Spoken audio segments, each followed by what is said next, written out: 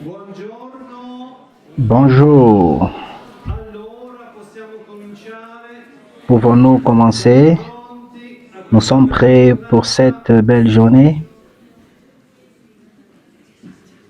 Sì, vi chiedo di prendere i posti, Je vous siamo demande de già prendre place. Mettez-vous à l'aise e così, perché c'è tanto da fare, no? Non parce abbiamo qu'il y tempo da a beaucoup à sprecare. faire et il n'y a pas de temps à perdre. Allora, buongiorno a tutti. Alors, bonjour à tous. Per me è una grande gioia e C'est une piacere grande dire joie pour benvenuti moi et un a voi plaisir de che vous souhaiter siete la bienvenue all'Auditorium dans del Divino cet Maestro, auditorium alla du casa 20 mètres editrice del de Divino la Maestro, communauté des ma disciples du divin questa è maître. la quinta C'est volta la che ci cinquième troviamo al fois convegno della famiglia que nous nous paoliniana rencontrons pour la e convention quindi de vi la famille do paulinienne un caloroso et je benvenuto. vous souhaite chaleureusement la Salutiamo bienvenue. anche tutti che partecipano a questo evento Mais nous online, saluons perché aussi tous ceux siamo qui qui participent à intorno a cet voi. événement en ligne parce que Poi nous ne serons saluto pas seuls réunis en specialmente ces i lieux. nostri superiori generali Puis nous che sono souhaitons la rappresentati bienvenue aux supérieurs dalla généraux sorella generale ici, dell'Epicentro, la Sor représentés par Bernardita la e sœur San Pietro Bernadita, Agostino, qui nous saluera d'ici e peu. altri benvenuti e saluti Autre ai nostri bienvenue et cari salutations relatori, aux Suor conférenciers, Bosetti sœur e Elena Don Gerardo Bosetti Curto. et Vi don Gérard ringrazio già Coulteau. per aver Je accettato vous l'invito remercie per déjà questa d'avoir accepté l'invitation giornata de cette e journée condividere anche pour contenuti partager les contenus interessanti insieme. importants et sûrement intéressants. Iniziamo il nostro incontro con una preghiera Débutons notre a rencontre Maria avec degli la prière à Apostoli, Marie, Reine des che Apôtres. ci riuniamo intorno a lei, Nous nous réunissons autour come d'elle, facevano gli Apostoli e i comme le discepoli di faisaient les Gesù disciples de Jésus à un certain dietro moment la sua au Cénacle, intercessione. demandant son intercession.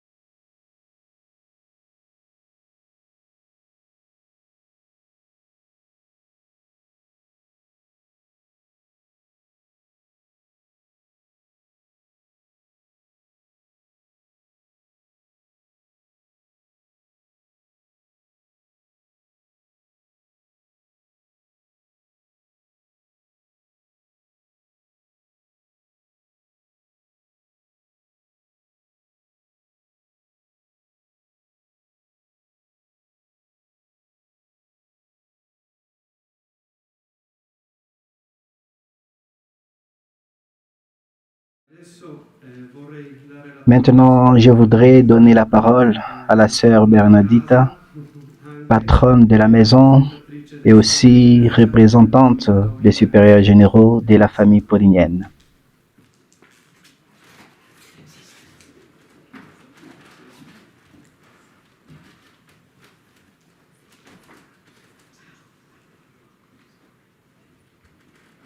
Buongiorno, Bonjour, è veramente un piacere molto c'est vraiment un grande très grand plaisir d'être ici présente avec essere vous un membro della famiglia comme Paolina membre de la famille e sto paulinienne en train de commencer, seul par la grâce de Dieu, avec mes sœurs conseillères, ce service à la congrégation, à la famille paulinienne et à l'Église. Merci. Je suis donc heureuse de vous souhaiter à vous, frères et sœurs de la famille paulinienne, la bienvenue dans cet auditorium du 20 mètres. Je vous salue, vous ici présents, et tous ceux qui participent à travers les médias sociaux à cette rencontre annuelle organisée par la Commission de spiritualité de la famille paulinienne. Le thème à approfondir est « Famille, on le devient ensemble pour communiquer l'Évangile ». Nous pouvons rappeler à la mémoire une expression du pape François, le polyèdre merveilleux, et que je pense qu'il désigne harmonieusement la famille paulinienne dans l'Église et dans le monde. Déjà qu'elle exprime diverses vocations, laïque, sacerdoce, consacré, à l'unique appel à la sainteté, à la suite du Christ maître et pasteur. Elle manifeste et vit une ample et spécifique forme d'apostolat. Vivre et donner Jésus dans l'aujourd'hui de l'histoire. Elle intègre la beauté de plusieurs cultures qui manifestent l'harmonie dans la diversité, dans l'unique culture de l'Évangile. Cette journée est importante. Elle se déroule à un moment privilégié de la grâce, un kairos. Déjà qu'avec l'Église, nous vivons le synode de la synodalité. Nous sommes proches de la fête de Jésus, divin maître et pasteur,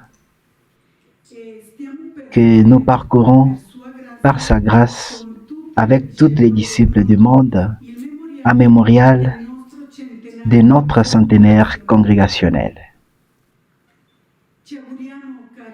Nous nous souhaitons, frères et sœurs, que pendant que nous occupons cet espace comme famille paulinienne, dans la communion et dans l'accueil de la diversité,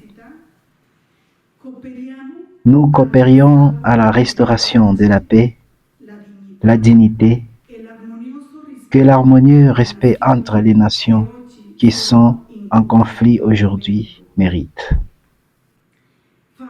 Famille, on le devient en marchant ensemble, en se formant ensemble, en dialoguant et en travaillant ensemble. Bonne participation et bonne journée.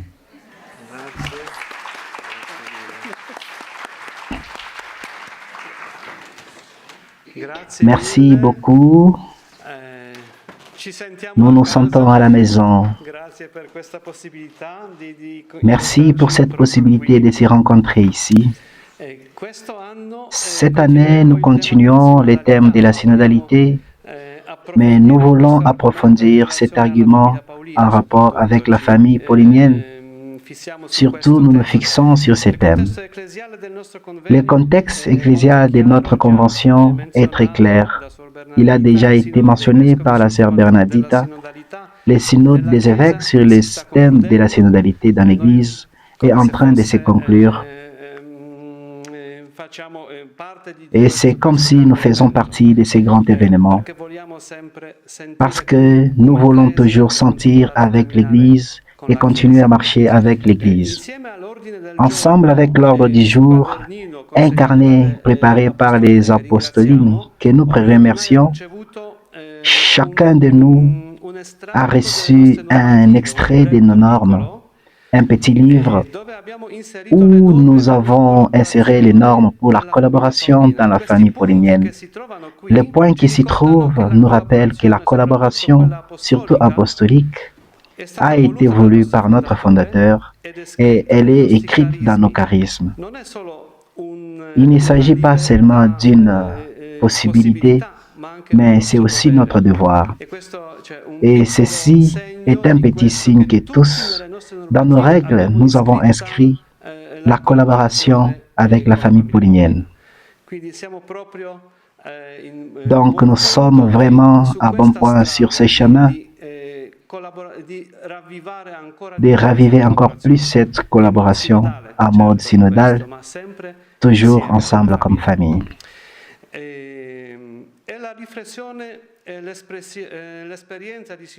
L'expérience de la synodalité que nous offrons aujourd'hui est le fruit d'un chemin et travail de la commission préparatoire. Travaillant sur la préparation de la convention, nous avons déjà pratiqué la synodalité de la famille paulinienne. Vu que cette année, la composition de la commission a été élargie aux représentants de toutes les institutions de la famille paulinienne.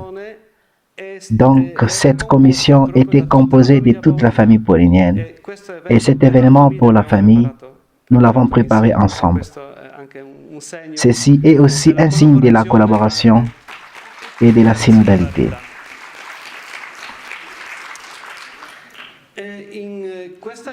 En cette journée, des petites vidéos vont aussi nous accompagner. 9 vidéos, des petits témoignages sur la collaboration dans la famille paulinienne. Et commençons, avant que je ne passe la parole à Francesca, qui est notre coordonnatrice et modératrice. Regardons la première vidéo parce que nous devons les répartir pour toute la journée. Donc faisons un effort, pas un effort, mais un plaisir d'écouter Sœur Marthe.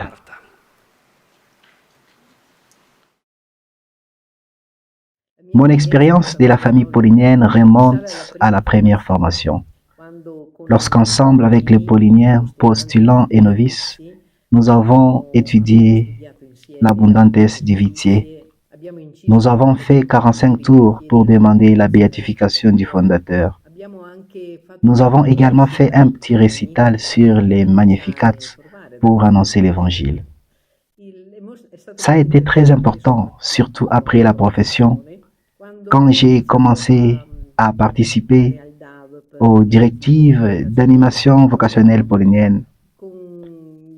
Avec les participants d'alors, nous avons élaboré les dépliants d'Ivoire pour annoncer le Christ et aussi les expériences avec les gouvernements généraux. Lorsque nous approfondissions les thèmes communs, et il y avait aussi le désir de faire un travail apostolique ensemble, mais c'est resté seulement un désir.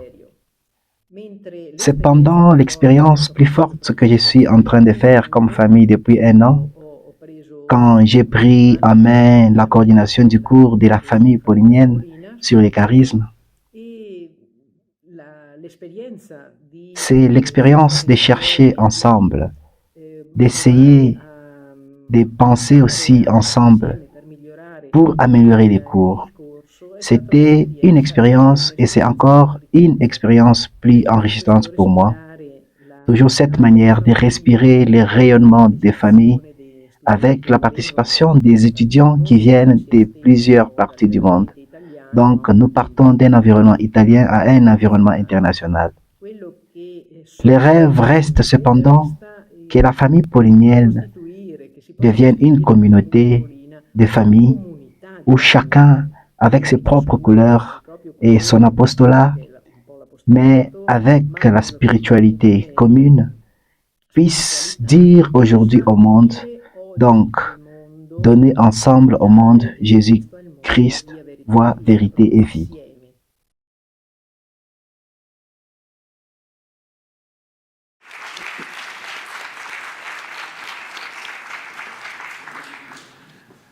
Et maintenant, je vous présente la personne la plus importante que nous savons déjà, qu'elle a participé l'année passée, Francesca Baldini, coopératrice paulinienne romanienne de naissance, mais romaine d'adoption. Elle s'occupe des communications catholiques des années.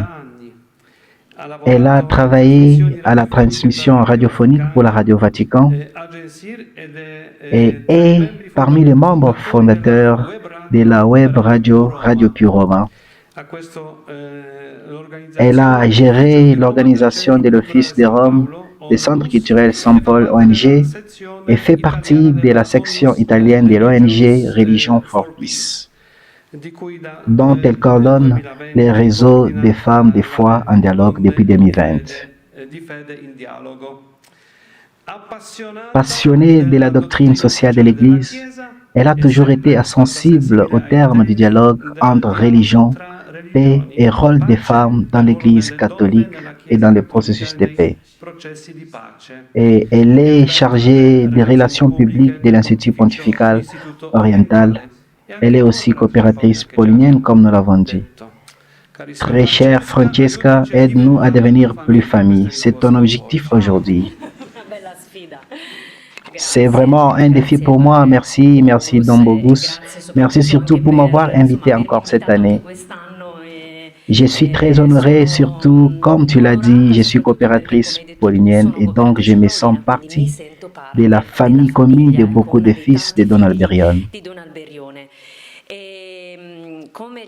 Comme il a déjà été dit, il ne s'agit pas d'une simple convention, selon moi, mais c'est une journée d'études, de rencontres, de prières, de réflexions, un moment où j'invite tous avec un esprit d'écoute, des rencontres et des confrontations, mais surtout pour la spiritualité. Et proprement sur les traces du synode, tu le disais, cette partie des rencontres synodales ici à Rome est en train de finir. Un synode, un chemin qui continuera après. Et donc nous aussi, mettons-nous en route dans l'écoute. Pour ce fait, je vous demande de prendre une minute de silence. Chacun de vous, vu que nous allons passer cette journée riche d'expériences et d'écoute. Nous avons déjà écouté la première vidéo, nous avons prié ensemble. Donc prenons cette minute d'écoute pour faire résonner au fond de nous la conscience et l'exigence que chacun de nous porte en lui en relation avec le thème que nous affronterons aujourd'hui. Nous le rappelons, famille, on le devient ensemble pour communiquer l'Évangile. Une minute.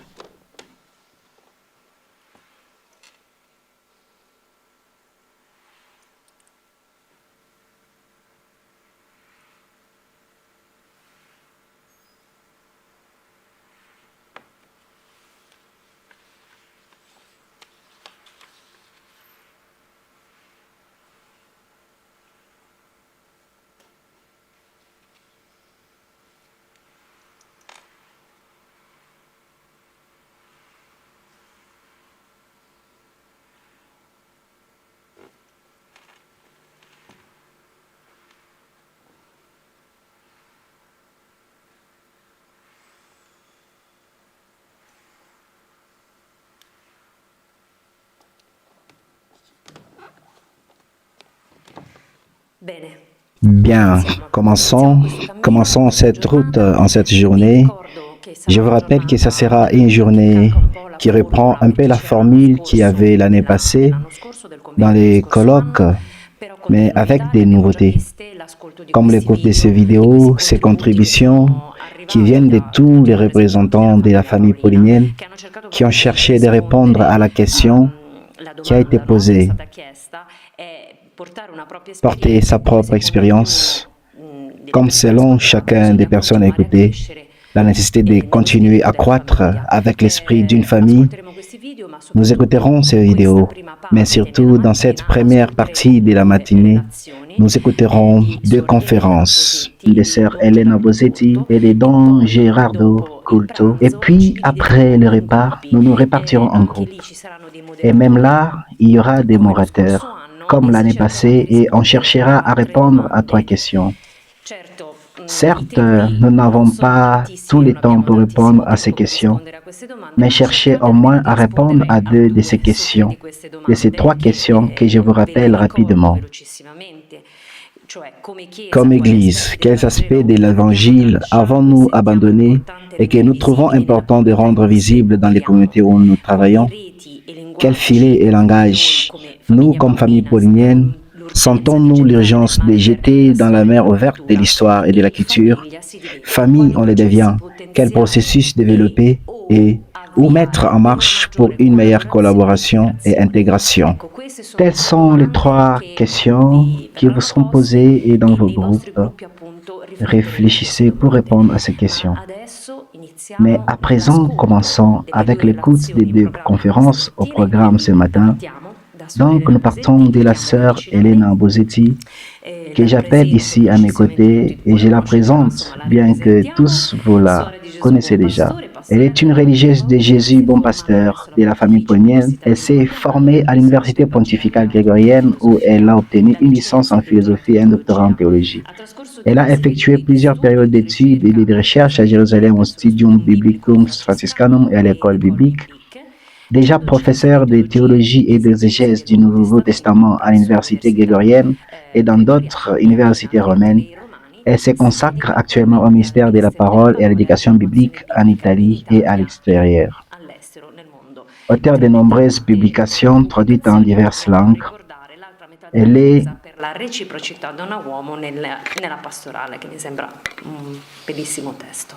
Sor Elena, grazie. Sœur Hélène, merci, à vous la parole. Tutto a posto qui? Sì.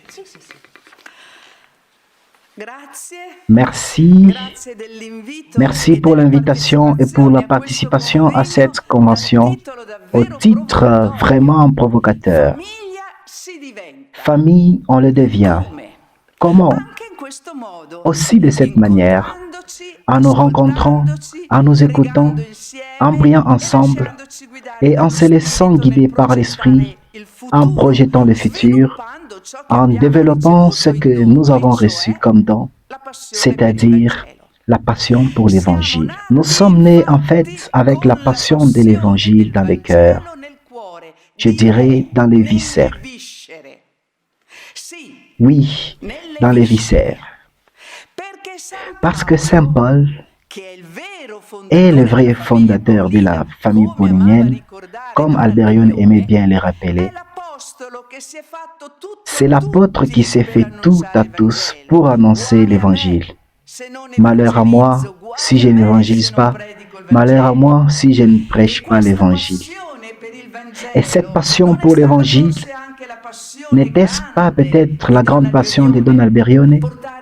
Porter l'Évangile, la bonne nouvelle à tous, avec tous les moyens que les progrès technologiques mettent à disposition.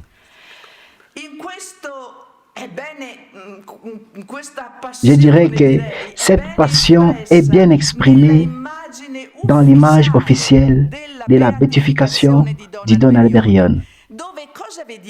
Que voyons-nous dans cette image?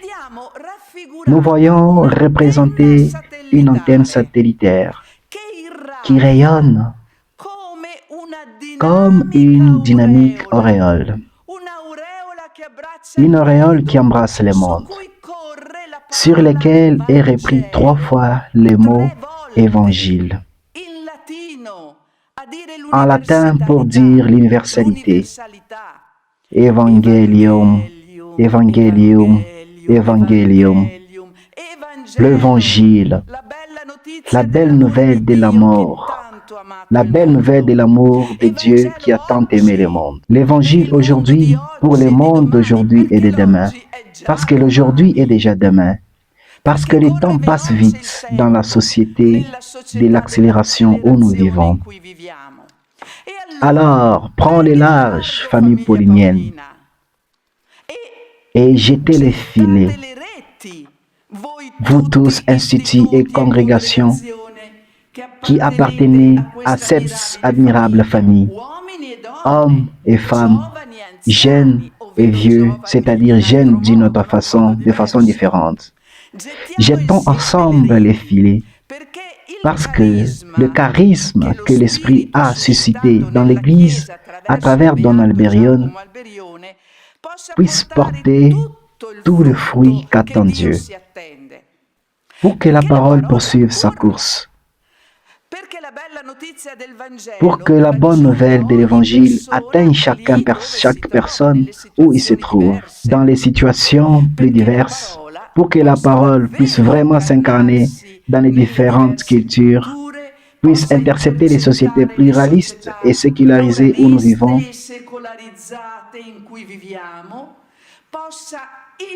puisse heurter la vie et rénover les cultes, la liturgie, la pastorale, la communication. Donc, prends les larges familles pauliniennes et tous ensemble jetons les filets dans la vaste mer du monde, dans l'immense mer de l'humanité. Avec cette intervention, je voudrais ouvrir l'horizon biblico-charismatique et susciter certaines provocations sur la base de l'évangile de Luc. Pourquoi Luc? Parce que Luc, compagnon de Paul dans sa mission aux gentils, est particulièrement attentif à l'action de l'Esprit, trace un parcours synodal progressif et implicatif où nous pouvons voir Jésus qui commence seul.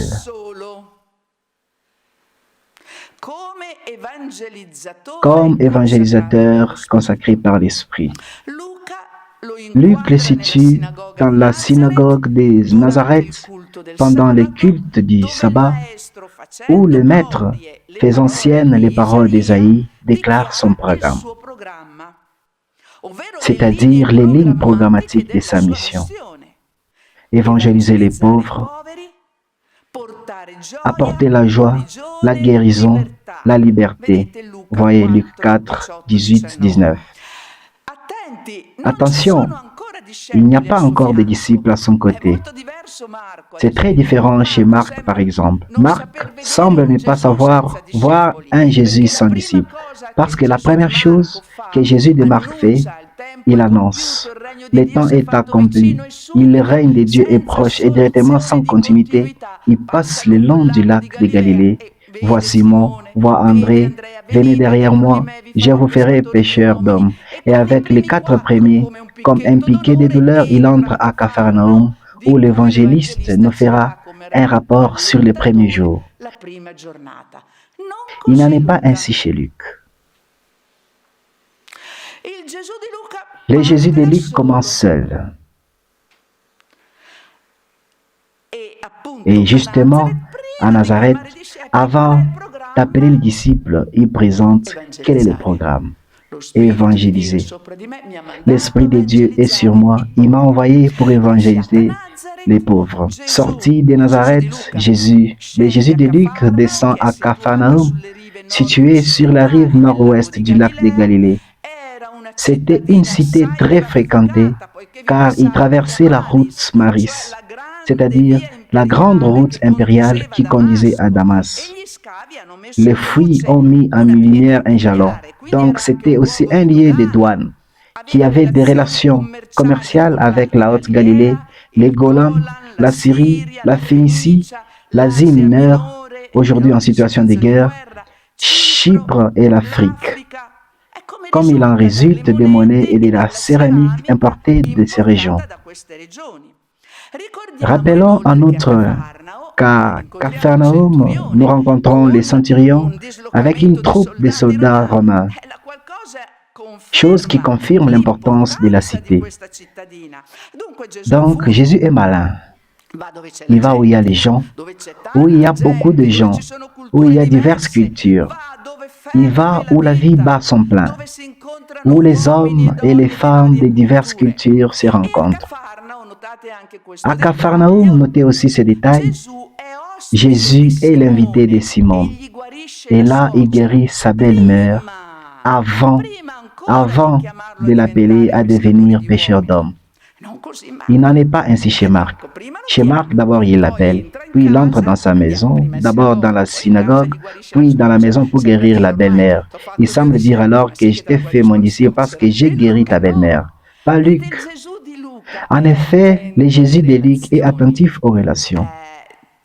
Il nous dit clairement qu'il entre dans la maison, il écoute et prend soin. Bref, il a déjà établi une familiarité avec notre Simon avant de monter dans sa barque, avant de l'inviter à prendre le large. Il est entré dans la maison. Ceci est très important pour nous aujourd'hui. Établir les relations. Pas directement, va, jette. Puis nous pouvons voir en évoluant, c'est ce que je voudrais vous montrer, comment se développe la dynamique synodale dans l'évangile de Luc. Voici l'appel de Luc, de Lévi, les publicains, et après une nuit de prière, les choix des 12. Mais Jésus associe aussi directement les femmes dans son évangélisation. Dans d'autres évangiles, les femmes entrent en scène sous la croix. Mais sous la croix, elles y sont parce qu'elles étaient là avant.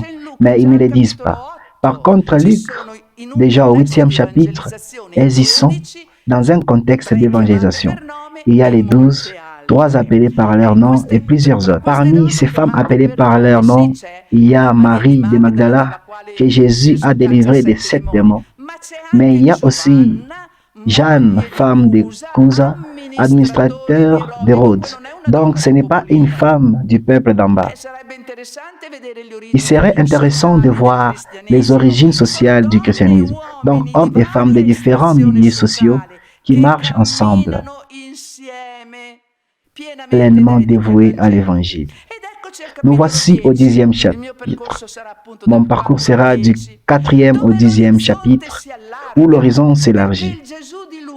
Parce que le Jésus de Luc et seul Luc parle des 70 disciples envoyés dans chaque cité et lieu où le Seigneur devait se rendre.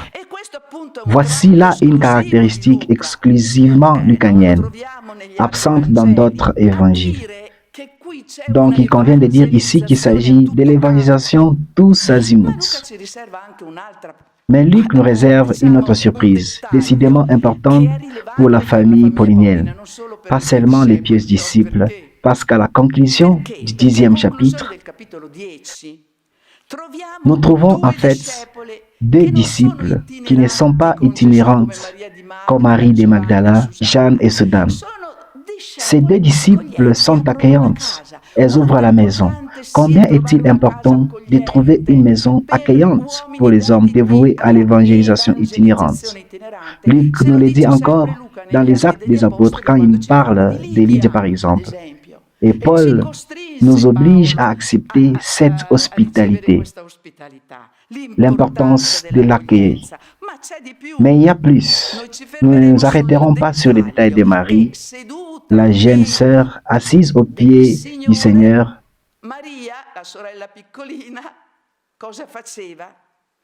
Ascoltava la sua Écoutez sa parole. parole. Ces parcours n'est-il pas peut-être intrigant pour nous? Il ne rappelle pas peut-être dans un certain sens analogique le parcours même de Donna Berione, son travail en cours dans la genèse de la famille paulinienne, comme le Jésus de Luc. Donna Berione aussi commence elle, pour ainsi dire, pleinement guidée par l'Esprit. Je pense à l'expérience mystico-charismatique du jeune Alberione, tout absorbé dans l'adoration du très saint sacrement dans la cathédrale de Alba. Une expérience qui l'a profondément marqué, comme lui-même le rappelle dans l'Abundantes Divitiae. Maggiore comprensione dell'invito di Gesù. Venite ad me omnes. E vagando con la mente nel futuro, gli pareva che nel nuovo secolo anime generose avrebbero sentito quanto egli sentiva. La necessità di una nuova schiera di apostoli gli si fissarono così nella mente e nel cuore che poi ne dominarono sempre i pensieri, la preghiera, il lavoro interiore, le aspirazioni. Si sentì obbligato a servire la Chiesa, gli uomini del nuovo secolo e operare con altri in organizzazione. Ecco dove nasce Voici il d'où progetto est né apostolico le projet di Don d'Alberione. C'è un forte, Il y a un rapport fort, personnel, indélébile avec Dieu, une forte expérience de Dieu à l'origine de la famille paulinienne. C'est là, au pied du Maître, intimement touché par l'Esprit, presque foudroyé par la lumière provenant de l'hostie sainte, qu'est né l'apôtre Alberione. Parmi les plus grands charmants apôtres de 1900, nous devons les reconnaître. Comme le Jésus de Luc, Don Alberione commence donc seul, mais avec un grand rêve conçu dans l'esprit. Le rêve d'associer une foule d'apôtres, lui Alberione dit, âme généreuse qui aurait ressenti ce qu'il ressentait. Mais que ressentait-il, Alberione? Il ressentait une grande passion pour l'Évangile, la passion de la parole de Dieu qui aurait dû pénétrer toute la vie et toute la culture en contribuant au profond renouvellement de l'Église et de la société, d'où les slogans « Faites à tous la charité de la vérité ». Où est la vérité? Nous le savons. Ce n'est pas quelque chose, mais quelqu'un, Jésus-Christ. Mais retournons à l'évangile de Luc.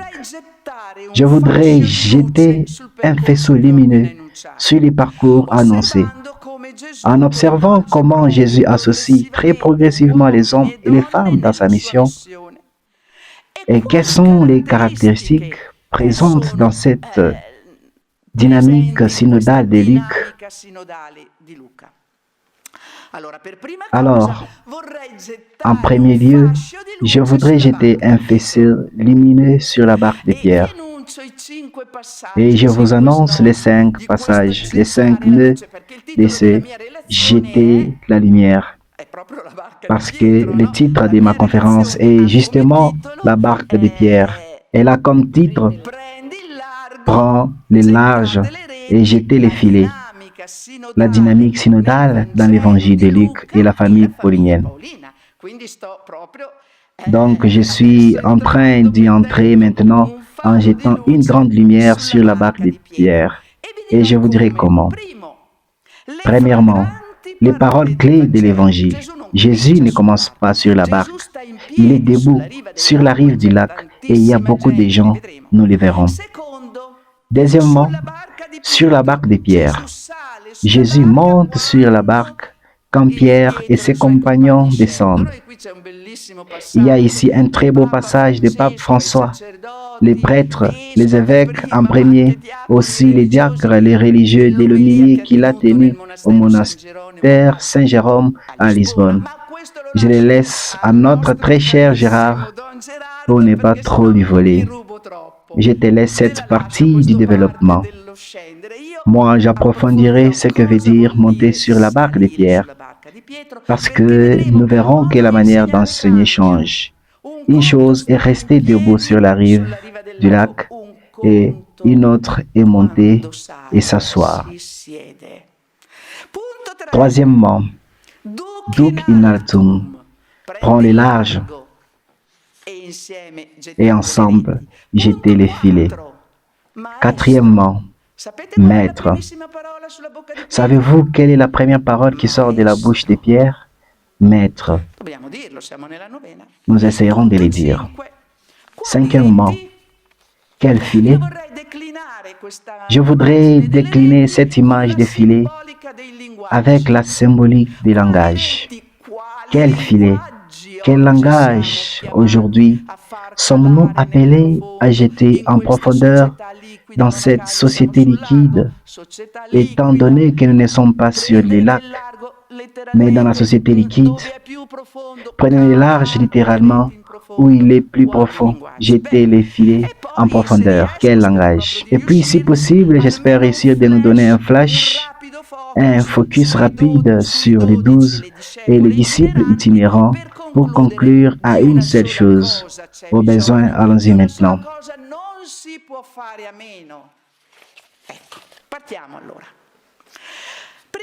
Premièrement, une lumière sur la barque de Pierre. Nous sommes au début du 5e chapitre. À la rive du lac de Galilée, la scène mérite d'être approfondie en détail, presque au ralenti. Il y a beaucoup de gens. Une grande foule accourt pour écouter Jésus.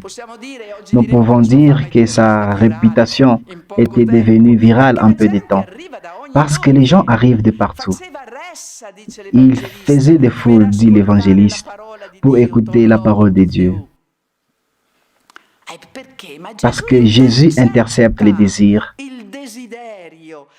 la grande faim des gens, et nourrit cette faim avec les belles paroles de l'Évangile. Je prends cette phrase en emprunt à Saint François d'Assise. Elle me semble très belle, les belles paroles de l'Évangile. Quel contraste avec notre situation actuelle. Nos églises sont toujours plus vides. Notons cependant que, ici Jésus est à découvert. Il n'est pas à la synagogue ou à la maison de Pierre. Il est à découvert, mais sur la rive du lac. Jésus va au milieu des gens. Il parle leur langage. Les lamentations ne servent à rien. Les jérémiades inutiles ne servent à rien, disait Don Alberione. Si les gens ne viennent plus à l'église, va-toi où sont les gens. Et aujourd'hui, les moyens pour arriver où sont les gens sont vraiment nombreux, de Internet aux réseaux sociaux. Alors faisons un autre pas. Sur la barque de Pierre. Jésus se prépare pour que tous puissent le voir et l'écouter. S'il reste debout sur la rive du lac, comment peuvent le voir ceux qui sont derrière au fond? Jésus a les réflexes prêts. Il regarde autour et voit 2 barques vides attachées à la rive. Les pêcheurs étaient descendus et imaginons comment ils étaient découragés. L'évangéliste nous dit qu'il nettoyait les filets après une nuit très fatigante, avec amertume dans la bouche, parce qu'ils n'ont rien pêché. Et le pape François jouera sur ça. Il décide de monter sur une des barques. Elles sont 2. Il choisit de monter sur une sans demander la permission. Il choisit d'entrer dans celle de Simon. Comment aurait réagi Simon, selon vous? J'imagine. Regarde le maître ayant monté sur ta barque. Il aura subitement détourné le regard des filets qu'il remettait en ordre et regardé avec complaisance le maître qui montait sur sa barque. Il a suffi d'un regard pour faire bondir la complicité. Jésus lui demande alors d'éloigner un peu la barque de la rive, chose que fit promptement Simon. Ainsi, à partir de la barque de Simon, Jésus peut parler d'une autre manière. Comprenez par là le langage. Avant tout, il se met assis, kathizas en grec. Le verbe utilisé par Luc rappelle la cathèdre.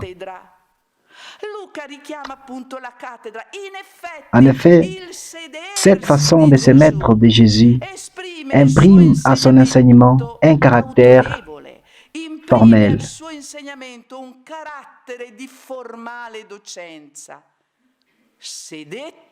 Assis, et il enseignait aux foules à partir de la barque.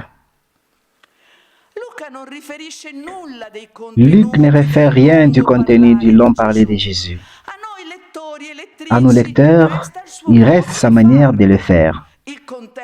Le contexte expressif qui est donné de la barque, de la mer, de l'effort de Pierre à éloigner la barque de la rive pour obtenir une meilleure acoustique. Il s'entrevoit quand même clairement les messages symboliques. Quand Luc écrit l'Évangile, la barque de Pierre est la figure de l'Église, à partir de laquelle le Maître continue d'enseigner. Don Alberione est particulièrement attentif à cet aspect.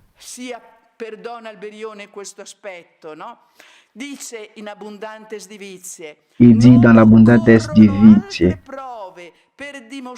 pour démontrer que le pape est le grand phare allumé de Jésus à l'humanité pour chaque siècle. Duc in altum. Quand il eut fini de parler, il dit à Simon, prends les larges, toi, et jetez les filets, vous, ensemble, pour la pêche. Simon reçoit de Jésus la charge de guider la barque au large. Duc in altum traduit la Vulgate, mais on pourrait également traduire conduis-nous dehors où c'est profond. La conduite est confiée à Pierre, mais le jeter les filets est une œuvre synodale. Jeter en grec, halatate, vos filets pour la pêche. Pas seulement Simon, mais aussi les autres reçoivent cette charge de péché. La mission regarde tous. Et sur ce, nous aurons une manière d'insister parce que c'est l'aspect qui nous concerne grandement. L'agir synodal, ensemble jeter, les filets, ou mieux mettre les filets en profondeur. Mais suivons les textes de Luc en observant comment répond Pierre. Maître, sur ta parole. Notons directement un détail que je vous disais. La toute première parole de Simon Pierre dans l'évangile de Luc est Maître. Un détail significatif pour la famille paulinienne, parce que nous savons combien est cher et important ce titre de Maître pour Don Alberione et pour notre spiritualité. Jésus est le Maître. Et au Maître, Pierre parle ouvertement. Il ne lui cache pas ses perplexités. Mais quel sens a de jeter les filets du jour? Ce n'est peut-être pas la nuit qu'on pêche un peu, surtout que c'est un pêcheur professionnel. Les autres pêcheurs se moqueront de lui. Ils se sont fatigués en vain toute la nuit. Filet vide, amertume dans la bouche, aucun poisson. Pourquoi retenter? Il n'est pas difficile de nous refléter dans les objections de Pierre. Pape François les faisait noter à Lisbonne. Citation. Parfois, dit Pape François, au cours de notre chemin ecclésial, nous pouvons éprouver une fatigue similaire. Fatigue. Quelqu'un a dit, je crains la fatigue des bons. Une fatigue quand on a l'impression de ne tenir entre ses mains que des filets vides. C'est un sentiment assez répandu dans les pays des traditions chrétiennes anciennes, traversé par de nombreux changements sociaux et culturels et de plus en plus marqué par la laïcité, l'indifférence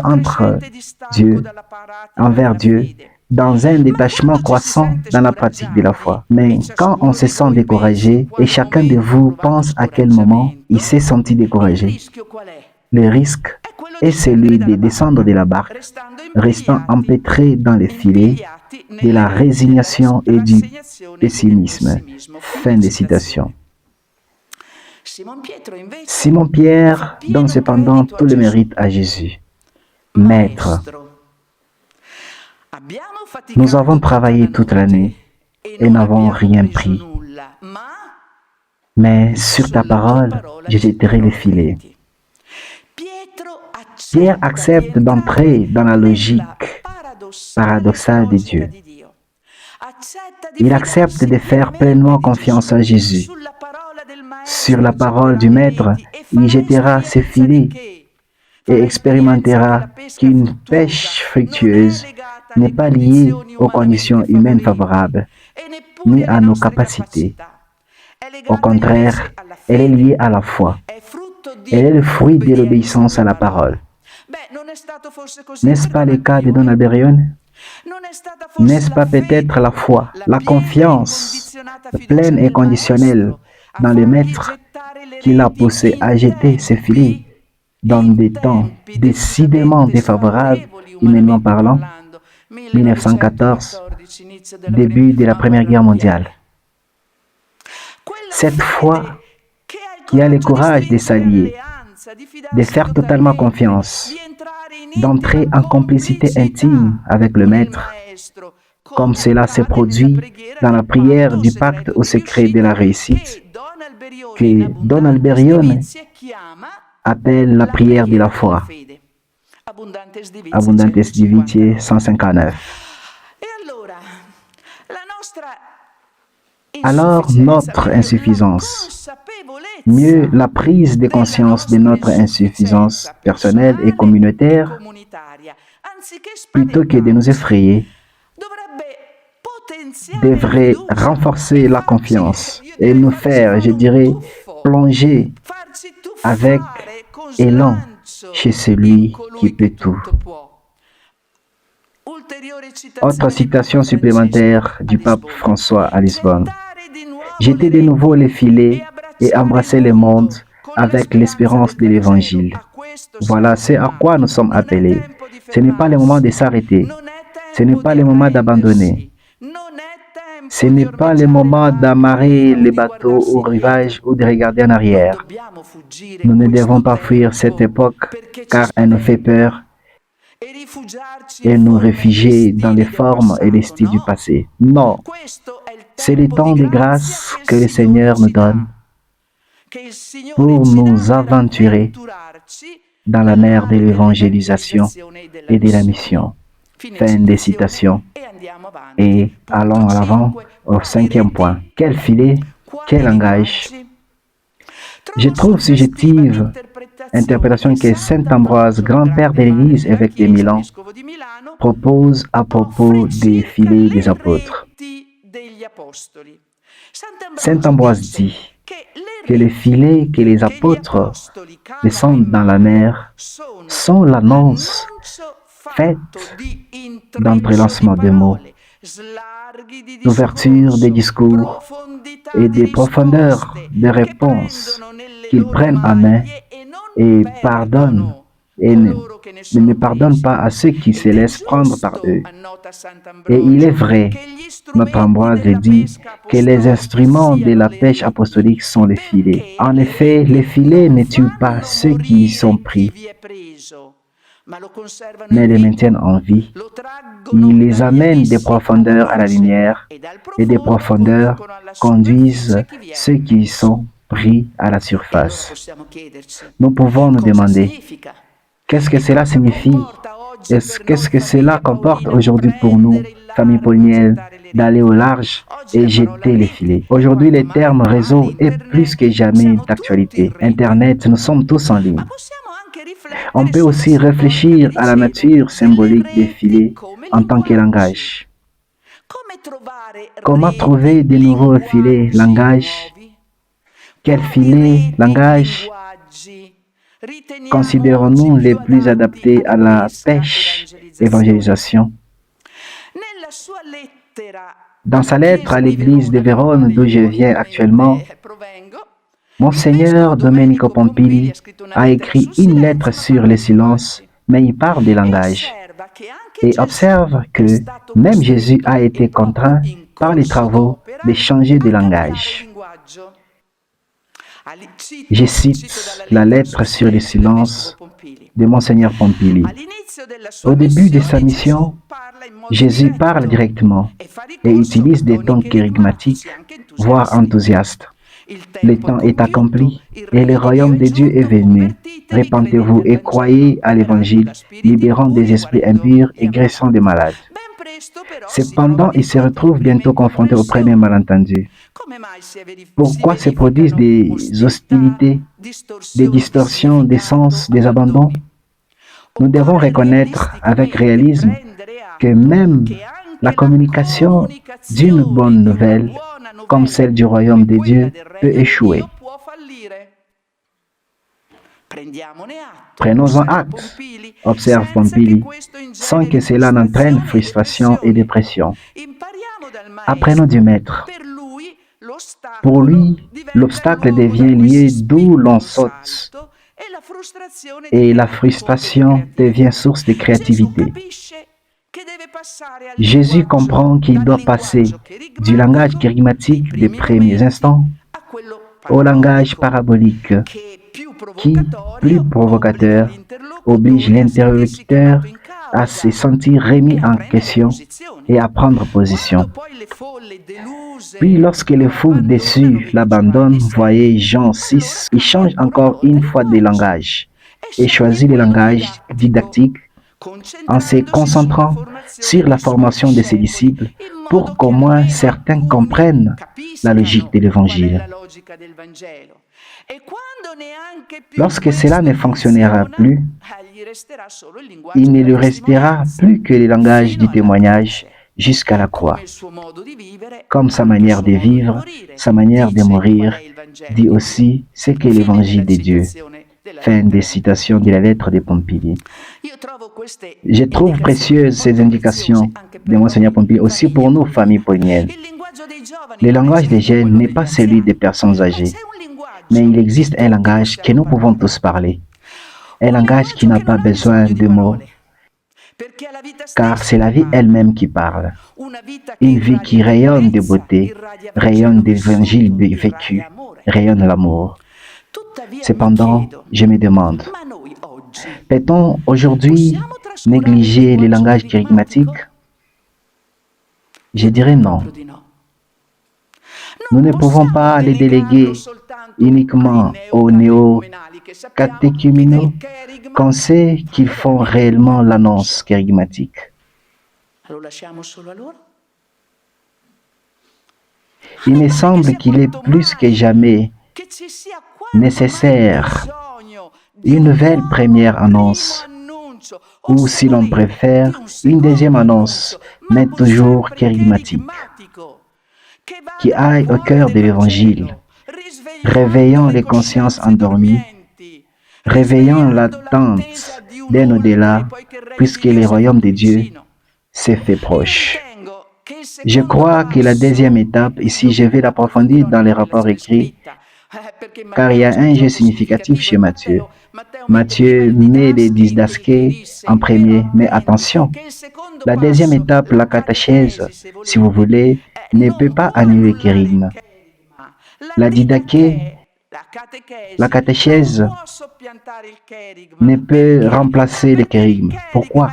Parce que le kérigme est comme la racine, comme le noyau. Il faut le percevoir même si le langage change.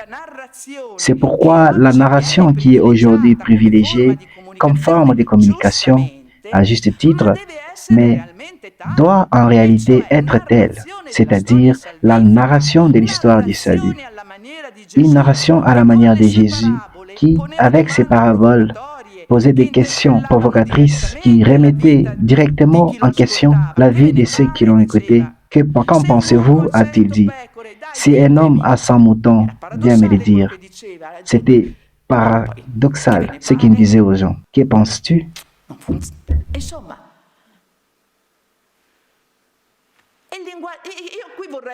Je voudrais ouvrir une autre discussion à ce titre parce que je le pense, mais peut-être que nous approfondirons, car c'est là il y a aussi le langage mystagogique. Jésus, par exemple, des gens. Prenons Jean 10. D'abord, il lave les pieds en silence, qui brise le silence. C'est Pierre. Alors vous comprenez ce que j'ai fait. Il me semble qu'il s'agit de la catéchèse mystagogique des pères de l'Église qui baptisent d'abord et expliquent ensuite ce qui s'est passé. Alors la situation, dans divers contextes, dira alors clairement. Le langage des témoignages ne laisse alors aucun échappatoire. Il s'applique à tout le monde, à tout âge. Peut-être devrions-nous prêter plus d'attention au langage, également appelé didactique comme l'appelle Monseigneur Pompili, c'est-à-dire à ce langage qui vise à offrir une formation plus approfondie et plus qualifiée, comme Jésus l'a fait avec les cercles de ses disciples les plus intimes. Je lance ces provocations comme idée de travail de groupe ou pour nos tables synodales, et je me concentre rapidement à ce stade sur les 12 et les disciples itinérants. Nous sommes au chapitre 8 de Luc. Dès le début des 3 premiers versets, Jésus traverse des villes et des villages. Dall'acqua, società fluida, il mare di Galilea, adesso siamo sulla terraferma. Andava per città e villaggi, predicando. En prêchant, il parcourut les villes et les villages, prêchant les guérissons et annonçant la bonne nouvelle du royaume de Dieu. Seul, non plus, il y avait avec lui les 12. Seulement de mal? Non. Déjà en Galilée, il y avait avec lui des femmes guéries qui avaient donc expérimenté l'action salvatrice de Jésus, qui les suivaient et les servaient. J'ai déjà dit, Marie-Madeleine, Jeanne, épouse de Cusa, administrateur d'Hérode, Suzanne, mais ajoute-t-il, et bien d'autres. Si j'ai dit beaucoup d'autres, vous pensez à 5 dans la tête? Désolé, il aurait dit 2 des autres. S'il dit beaucoup d'autres, on en a au moins 50-50, 12-12, non? Donc, vous voyez qu'il y a une communauté masculine et féminine. Cette icône n'est-elle pas évocatrice pour nous, la famille paulinienne? Des hommes et des femmes en pleine synergie, totalement dédiés au maître et à sa mission. Don Alberion a immédiatement impliqué les femmes dans l'apostolat, et non de manière sporadique, mais bien organisée et diversifiée. Des filles de Saint Paul, pieuses disciples, pastorelles, apostolines, et puis les instituts agrégés, parce que le monde est vaste et complexe. Voici donc les Annonciatines, les Gabrielines, l'Institut de Jésus prêtre, la Sainte Famille, les coopérateurs pauliniens, hommes et femmes. Grâce à l'œuvre de l'Esprit, Don Alberion a véritablement créé une grande famille. Il est devenu père et maître de nombreux fils et filles qu'il a su enthousiasmer et impliquer dans la mission. Il nous a nourris de la richesse de la spiritualité paulinienne. Maintenant, c'est notre tour. Dans quelle mesure sommes-nous une famille au niveau apostolique? Comment mieux valoriser dans la dynamique synodale les caractéristiques spécifiques des différentes composantes de la famille paulinienne? Que nous demande aujourd'hui cette fidélité créatrice au charisme que nous avons reçu? Famille, on les devient, comme nous l'avons dit, donc courage et patience. Comment pouvons-nous nous aider à grandir ensemble dans la dynamique synodale? Je vais à la conclusion. Il n'y a qu'une seule chose dont vous ne pouvez pas vous passer. Nous sommes au chapitre 10 de Luc. Regardez, car le début du chapitre 10 s'ouvre avec l'envoi des 72. Donc, mission complète. On voit ici que Luc est le compagnon de Paul. C'est Luc, cet envoi des 72 après celui des 12. Et cet envoi a une dimension universelle, tant par le nombre symbolique des envoyés 72 faisant allusion à toutes les langues et nations, que par l'horizon qui s'élargit parce qu'ils sont envoyés dans toutes les villes et villages, annoncer les biens à tout le monde, la bonne nouvelle, avec la conscience. Et déjà les premiers versets du chapitre 10, la moisson est abondante. mais les ouvriers sont peu nombreux. Priez donc le maître de la moisson d'envoyer des ouvriers dans sa moisson. Don Alberione n'a certainement pas sous-estimé cet aspect. Au sein de la famille paulinienne, la congrégation des apostolines est, pourrait-on dire, un mémorial vivant de cette parole du Maître et nous rappelle à tous combien la prière et les soins d'évocation sont fondamentaux. Il serait important de se concentrer également sur les instructions que le Maître donne aux messagers, sur le style de vie qui doit les distinguer. Il suffit de rappeler qu'il les envoie comme des agneaux parmi les loups. Et n'est-ce pas peut-être plus que jamais d'actualité dans le monde des réseaux sociaux où les loups se multiplient rapidement et où l'on court le risque d'être mis en pièces avant même de dire un mot. Mais ce n'est pas le lieu pour de telles réflexions. Je dois commencer à conclure et je souhaite le faire au pied du Maître dans la maison de Marthe. La péricope de Luc 10, 38, 42 interroge non seulement les pieux disciples et la case de Béthanie, mais toute notre famille bien-aimée. Quel accueil et quelle diaconie entre en jeu? Quelle est la seule chose nécessaire, la bonne part, dit Luc, que Marie a choisie, ou plutôt la chose absolument indispensable que Jésus ne lui enlève pas? Marie apparaît comme la sœur la plus jeune, mais aussi la plus audacieuse. Elle s'était, et pourtant son comportement est très éloquent et transgressif. Parce que ce n'était pas convenable pour une femme assise aux pieds du Maître. Comme un disciple, Paul dira qu'il a grandi aux pieds de Gamaliel, il a écouté sa parole. Pourquoi Luc s'exprime-t-il ainsi?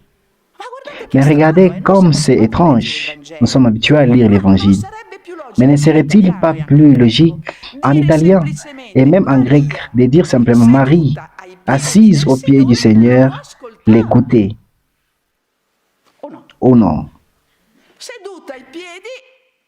Assis aux pieds d'Alberione, je l'écoute. Pourquoi il dit assise aux pieds du Maître, il écoutait sa parole?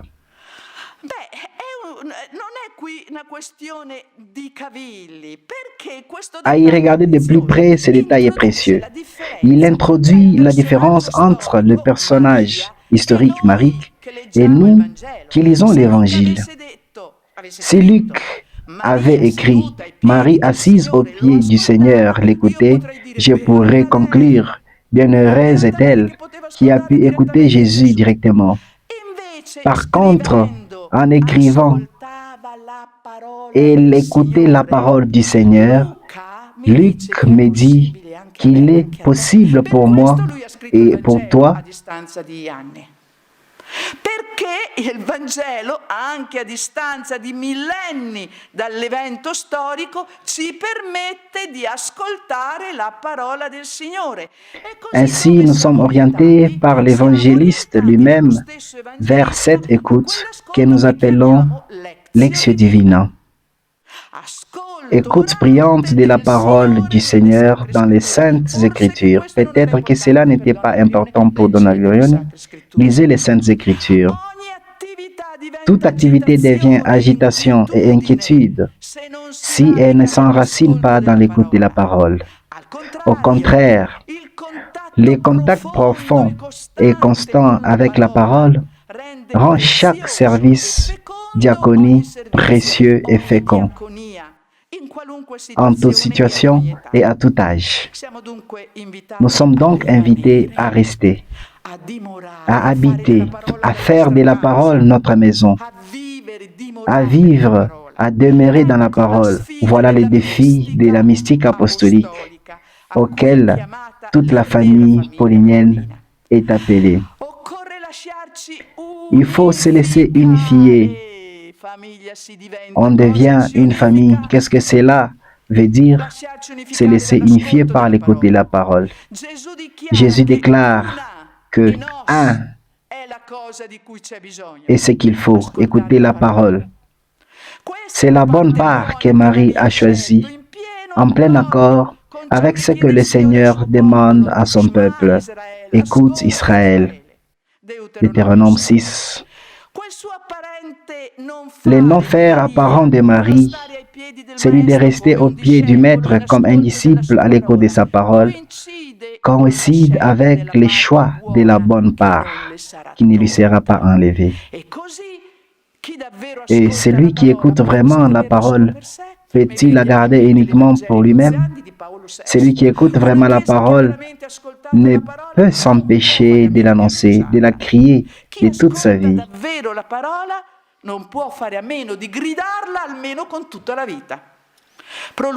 Continuons donc à rester au pied du Seigneur, à l'écoute de sa parole, pour nous remplir d'énergie divine et donc avec un enthousiasme renouvelé, jeter ensemble le filet de l'Évangile. Merci. Merci à la sœur Hélène pour cette passionnante immersion dans l'Évangile de Luc, pour tous les points que tu nous as donnés, mais surtout tu nous as rappelé que nous devons répartir de la parole d'où nous venons, et c'est notre principal focus comme famille paulinienne, mais surtout comme chrétiens et baptisés. Nous avons l'Évangile dans les viscères. Nous sommes nés avec l'Évangile dans le cœur, dans les viscères, et nous devons les tenir présents. Exact. Je dois dire que cette image de Don Alberione, comme Marie au pied du Maître, m'a beaucoup plu. Tu nous en as donné vraiment beaucoup d'images à partir de la parole. L'image des filets, l'image du lac, donc de la liquidité, mais aussi de la solidité de la terre, de l'annonce de la parole, d'utiliser divers langages, de réussir aussi à être fort, à mixer le silence et la parole. Comment savoir utiliser un langage juste? Beaucoup de points de réflexion que vous devez prendre et porter dans vos groupes synodaux de cet après-midi. Cependant, s'il y a des questions, des doutes que vous voulez nous donner directement, Sœur Hélène est ici, présente pour vous confronter. Donc, je demande s'il y a des résonances. Nous avons un micro baladeur ici à notre disposition, dont beaucoup s'est rendu disponible. Je rappelle encore que juste après, il y aura un moment de pause, puis nous écouterons la deuxième conférence. Cependant, prends les larges et jetez les filets. Luc 5,4, la dynamique synodale dans l'évangile de Luc et la famille paulinienne. Déjà la première résonance. Merci pour la conférence, je suis Claudio. Une demande. Dans votre conférence, vous faisiez référence au maître, c'est-à-dire à la nécessité qu'il y ait un maître qui enseigne. Et aujourd'hui, notre maître, c'est le pape. Selon vous,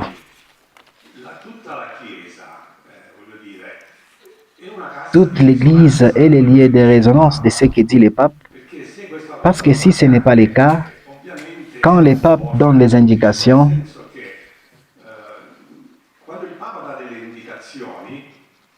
on devrait être tous comme un cœur derrière ces indications. Même plusieurs fois, il me paraît que ça ne soit pas le cas dans l'Église, de la part des groupes, des associations et ainsi de suite. La deuxième question que je voudrais poser est la suivante.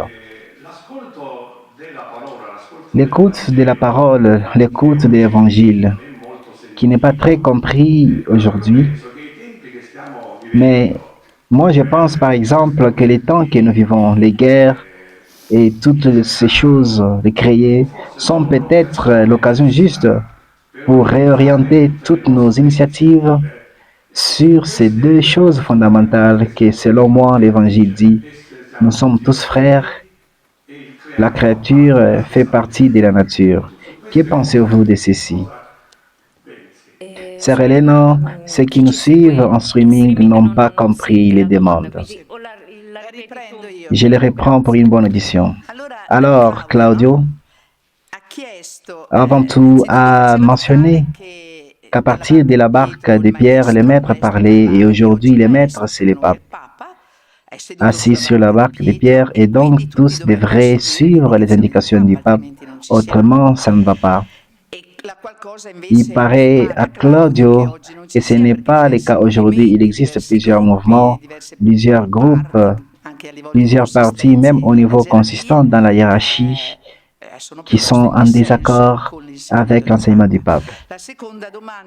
La deuxième question qu'il m'a posée, relativement à l'écoute de la parole, l'écoute de l'évangile, aujourd'hui, avec les situations terrifiantes que nous sommes en train de vivre, des guerres, des faim et des crises de divers types, il suggérerait la fraternité et les soins des créatures.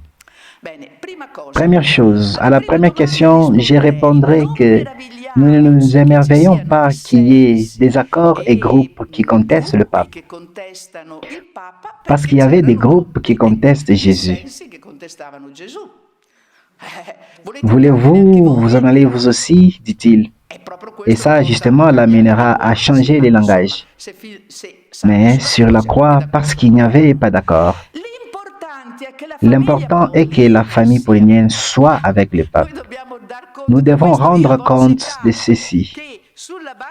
J'ai expliqué que sur la barque de Pierre, en citant justement Alberione qui disait, je vous la relis, je l'ai perdue.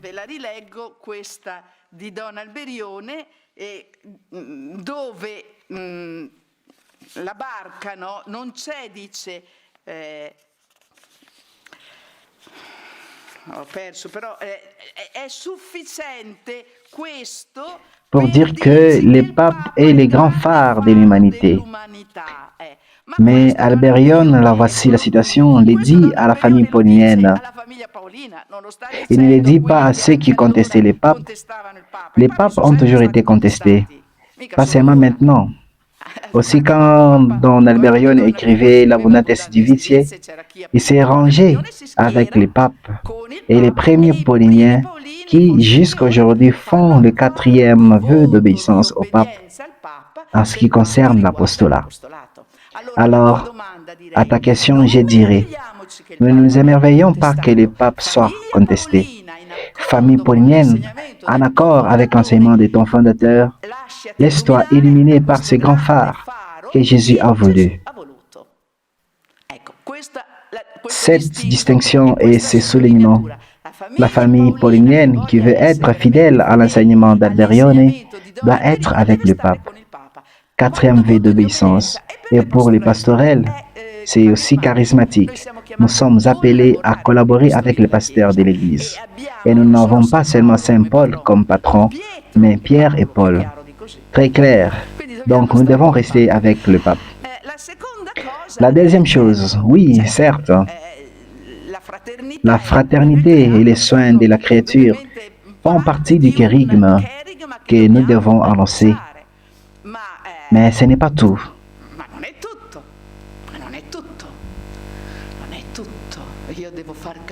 Je dois faire comprendre pour ma part qu'il faut y mettre toute la passion. Dieu a tant aimé le monde qu'il lui a donné son Fils unique. Tel est le kérigme. Paul dira, s'il y a un autre évangile, mais il n'y en a pas, il ne faut pas le suivre. Qu'annonce Paul? C'est Jésus qui a été crucifié, Dieu l'a ressuscité d'entre les morts. Autre chose, nous pouvons tous le dire. Certes que nous annonçons la fraternité, les soins de la créature, mais il y a plus brave, d'autres font également ces autres réalités, même les orientaux et aussi les bouddhistes. C'est-à-dire, ce sont les instants présents, actuels. mais qu'il ne nous fasse pas perdre ce que je disais. Le langage, les kérigmes, nous ne pouvons pas les déléguer, sinon nous ne sommes pas pauliniens. Quand on sait Paul, quand il dit « Malheur à moi si je n'évangélise pas, si je ne prêche pas », tu crois qu'il pensait à la créature ou il pensait à Jésus-Christ qui est mort et ressuscité? Quand il entre dans une synagogue, il commence toujours avec les Juifs. Il sollicitera de faire comprendre que l'histoire du salut annoncée par les prophètes, surtout, disons, par la maison de David, dont Jésus est le descendant. Je pense au discours fait à Antioche et un autre, etc. Dieu l'a accompli. Ce qu'ils annonçaient, c'est Jésus est le Messie.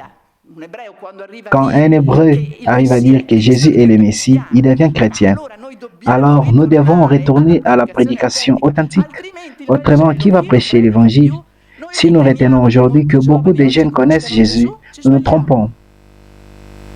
Alors, quand je retenons que le langage charismatique n'est plus important, pour moi, il est fondamental. Appelons le première annonce ou deuxième annonce, mais on doit avoir à cœur l'Évangile. On doit prêcher que Dieu a tant aimé le monde qu'il y a donné son Fils. Et ce Fils qui était mort, dit l'Apocalypse, est vivant, est ressuscité. Il est le fondement de notre espérance. En bref, il est nécessaire d'évangéliser et non adapter aux autres réalités. Non, les autres réalités sont là, mais il y a une hiérarchie des choses. Elles sont là parce que Jésus, des deux commandements, il en fait un seul. Son commandement, aimez-vous comme moi je vous aime. C'est le signe de reconnaissance. Donc il y a tout. Et sans le prêcher, je ne peux pas me distinguer comme chrétien de l'amour réciproque. Mais ce signe ne signifie pas que je dois abandonner l'annonce des kérigmes d'un Dieu qui a tant aimé le monde et qui a donné son Fils unique. Il y a d'autres questions, autres doutes, considérations au fond.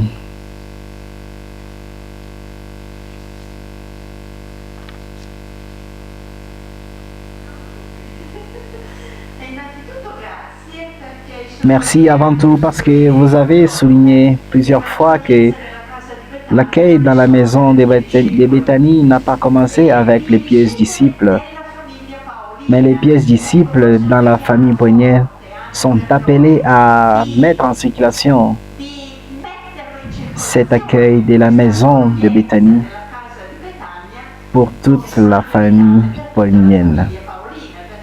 Parce que le plus important est de rester au pied du Maître dans l'écoute de sa parole. Et ceci est un enseignement qu'Albérieux nous rappelait si souvent. Ce fait de rester au pied du Maître et par la suite, donc effectuer tes travaux d'une certaine manière. Un témoignage me vient à l'esprit concernant l'effet de rester avec le Maître et que Sœur Hélène a évoqué dans la première heure en disant « Voici que vous travaillez toute la journée, tous les jours, vous cuisinez, vous préparez aussi. » Et moi j'ai répondu particulièrement « Mais nous restions avec lui 2 heures. Nous restions 2 heures avec lui. » Et puis un autre lien est cette expression de Madre Scolastique nous disait « Nous devons écouter le Seigneur. Nous avons beaucoup de choses à faire pendant la journée. Mais l'important est d'écouter dans le silence la parole de Jésus. D'où l'importance de ceci. » Et puis il y a une dernière chose, cet extrait qui me faisait trop réfléchir. Le fait qu'avant la réforme liturgique, proche de la maison de Béthanie, il y avait l'évangile où se lisait l'Assomption de Marie. C'est-à-dire que Marie est celle qui écoutait la parole et que tout ce qu'elle faisait comme travail portait la lumière de cette parole. Merci à la sœur Joseph qui a ressassé l'importance de la figure de Marie, qui est comme le point d'appui des pieux disciples, si j'ai bien compris, de la contemplation, de l'écoute, et puis naît le travail et le faire. Oui, je suis d'accord avec Joseph. Je voudrais qu'elle devienne l'icône de la famille paulinienne. Mais l'icône, non seulement écouter le Seigneur, parce qu'autrement, moi je l'écoute comme je le veux. Elle écoutait sa parole. Donc, tu vois que c'est une Eucharistie évangile, parce qu'autrement, chacun se fait un Jésus qu'il veut et prêche le Jésus qu'il veut. Et nous prêchons le Jésus des dévotions. Ainsi, j'écoute les Sacré-Cœur de Jésus, les Sacré-Cœur de Marie. Pourquoi Luc a écrit l'Évangile? Parce qu'il peut me dire que Marie, au pied du Seigneur, plutôt qu'elle écoutait, elle écoutait sa parole. Mais Luc a écrit. Mais pourquoi il a écrit? Il l'a fait pour ça. Sinon, chacun de nous, si je l'imagine, si la tradition orale se serait perdue, et Luc nous en a laissé deux volumes en une œuvre unique. Mais il devient important, à mon avis, un renvoi à la lectio divina. Et j'ai dit, quand nous sommes devant l'adoration, cette parole, la méditons-nous? Ou nous sommes derrière nos pensées? Nous avons la passion de l'Évangile dans les cœurs, dans les viscères, mais elle doit devenir. Lisez les Écritures saintes, nous dit Don Alberion. Suis-je suffisamment paulinienne si je prêche l'Évangile? Ou pour le prêcher, j'ai besoin de les lire, les manger, prendre le livre et mange? Le manger et le faire devenir la vie de ma vie. Ainsi, je pourrais les communiquer pour que tous les comprennent. Telle est la question. Donc, mettons ensemble, s'il vous plaît, adoration et l'Oxio divine. Sinon, nous ne sommes pas pauliniens. Tous, nous sommes nés de l'hostie. Et tous, nous avons la passion de l'Évangile dans le cœur parce que c'est notre Père. Très juste, merci. Encore une dernière question avant de voir une autre brève vidéo. S'il y a quelqu'un qui veut donner une autre contribution.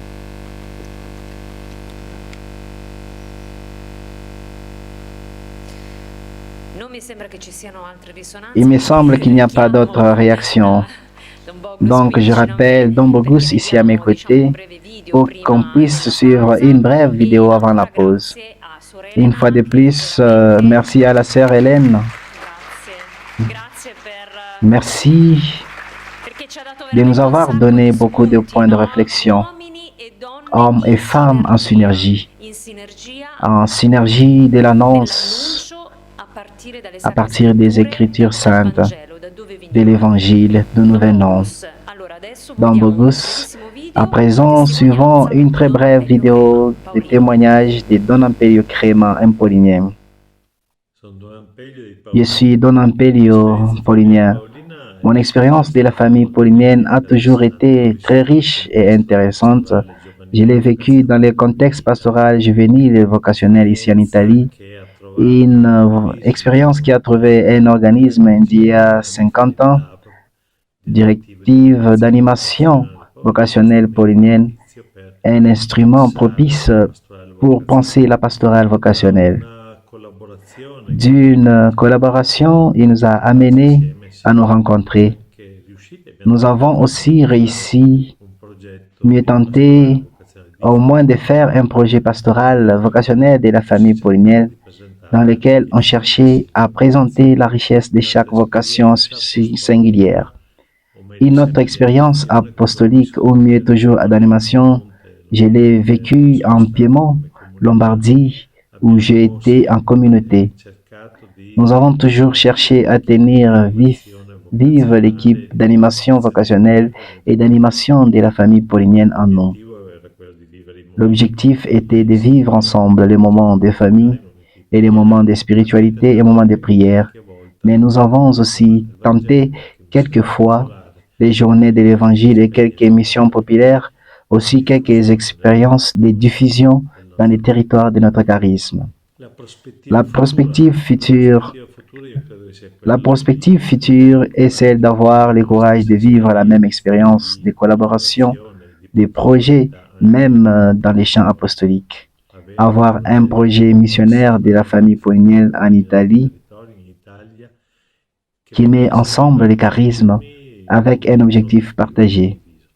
Ce n'est pas facile, mais je crois que ceci soit un parcours nécessaire pour l'Église d'aujourd'hui et pour les témoignages dans le monde juvénile d'une réalité qui marche au service de l'Église, qui marche ensemble et qui témoigne de la beauté d'être famille.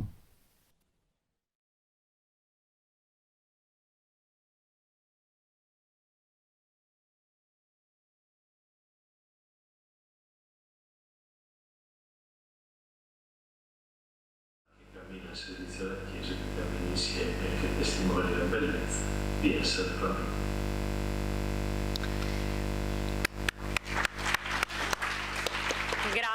Merci. Souhaitons bon travail à Don Ampelio qui peut être en train de nous suivre en ce moment en streaming. Très bien. Maintenant, 15 minutes de pause et puis revenons encore. Une petite communication. Scusate, sì. Perché voglio fare una pubblicità, diciamo. Nel foyer Dans les billets, il y a diverses choses à profiter.